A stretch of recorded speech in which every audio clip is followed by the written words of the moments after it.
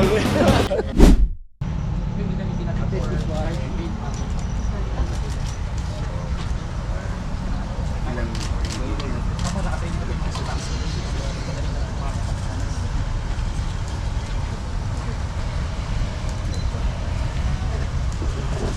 Industrial level. Ayan.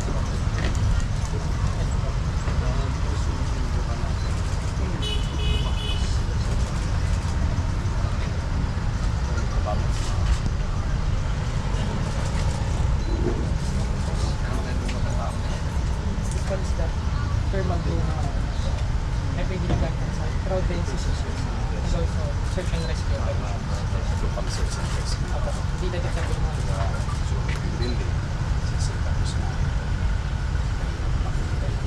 yes po. Kung ilang tao po yung nasa loob ng sapat.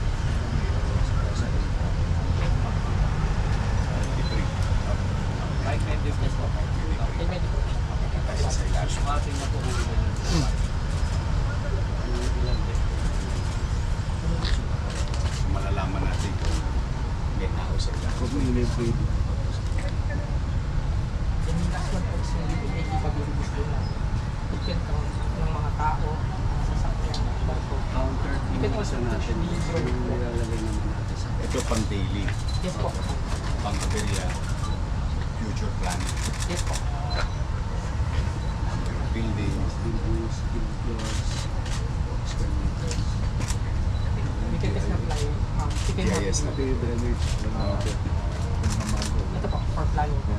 Ito talaga, this is the, dito na buhay natin for future data management. Sana yung thermal building. Galing no, ilang kilometro kagad ang ngayon? Square kilometer, isang Kung malayo po, kahit po ng 25 kilometers. Ay, square Square. kilometer po. Square Kahit kilometer. po nitong 5 kilometers, 5 kilometers. 5 square kilometer. So hindi na patsi-patsi, mabilis. Okay. So pag in-update natin, pwede tayo mag-year on year or every other year. Yes po. Kasi nagbabago building, di ba? Nagbabago ang material. Every 3 months, kahit po ng quarterly po, babago tayo. Can do it as well. Sige, try mo. Doon. Ito yung ano niya. Ano yun naman yung triangulo na Ay, yan? Yan boss, yan po yung magpapabalik sa akin. Homing. Opo, kanya lumay po ng 25 kilometers. Alam po ng drone kung saan po siya Siya babalik. uwi. Homing niya. Opo.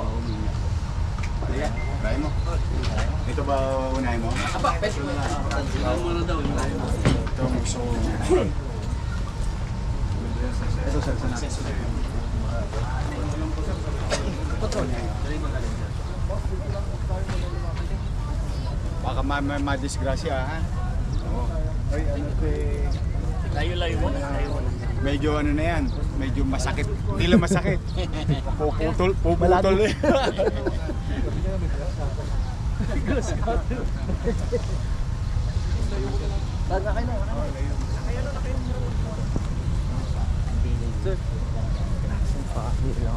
Ay, clear lang po, baka Oo. 5 meters po tayo. Mga 5 meters. Meron nung phone, paano na? Pwede mo muna ikot.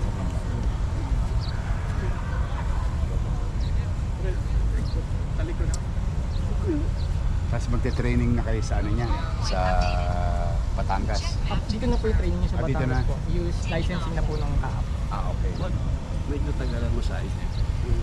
Mga muna. Baba mo. Steady ka lang. Kukuha lang sila. Kita kagad tayo. Yes po. Nakasaya tayo. Real time oh. Real time talaga oh.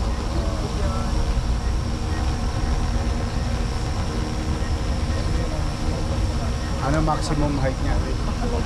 Baka pwede. Halimbawa, yun. Halimbawa, doon ako.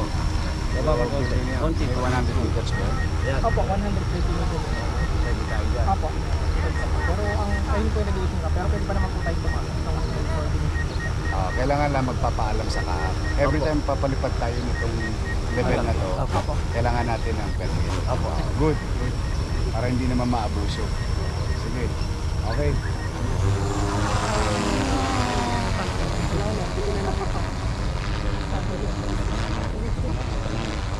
So kahit patakas ang hangin, Wala po, kaya po niya yung malakas Grabe, na oh. hangin, boss. tas may AI na siya. Meron. Ayun o. Ang layo no? Sinasabi na po sa Ay, maximum. Maximum altitude niya yan. Sasabi na siya. Sa, ito po yung sa legal, boss. Sa legal. Nakatono po Tapos siya. natin, pati yung mga bundok natin na Kita na Rizal, oh. Ang bilis, oh. Kita na yung Rizal, yung Sierra Madre, oh. Ayun, oh. Ang bundok. Tama ba ako, Sierra Opo, Madre? Yan na po yung Taytay, Tanay, Taytay, opo, oo. east po natin. Tapos i-convert niya yan as data. Yes po, as data po. Bubuin niya po para makagawa po ng 3D map na ito na po yung gagamitin nasa computer na. Hindi na puro tira ballpen. Sige. Yung isa naman may sound. Ito yung pang-community natin. Apa. Sige. Yung isa po Pahuming mo. Apa. Pare, magla-landing na. Mamasa ka sa aeroplano. Ayan. Yan o. Iba talaga pag industrial level.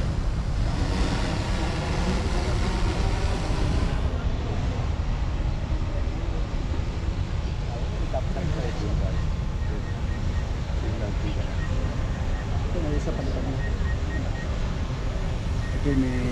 Ito yung may infrared. Apa. Pag may gumuhong building, di ba, malalaman natin yung mga tao, kung may tao pa sa loob. Malalaman niya kung may heat pa sa... Ayan. Tama pula. Dito mo. Yung mga pula. Ano? Tama yan, yung heat ano niya.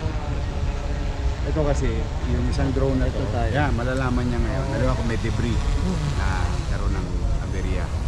For sorry no, search and rescue yan. Yung ano natin,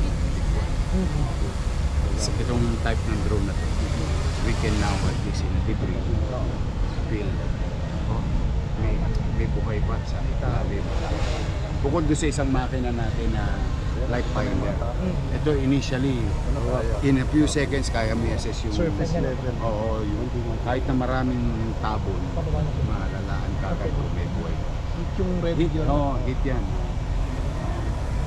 Yung nakita mo sa ibabaw niya, yun yung heat seeker niya. Yan ang maximum. Then meron na. Yan ang maximum na ibababa. Pag binaba, bababa na. Subukan mo nga, ibaba na. Bababa na. Mababa na po siya. Hindi, subukan mo pababa. Bali pag binaba po natin. Ayan, bababa na siya. May level siya. May level siya na ano po. Tingnan mo kung gano'ng kataas makikita yung heat. Tingnan natin.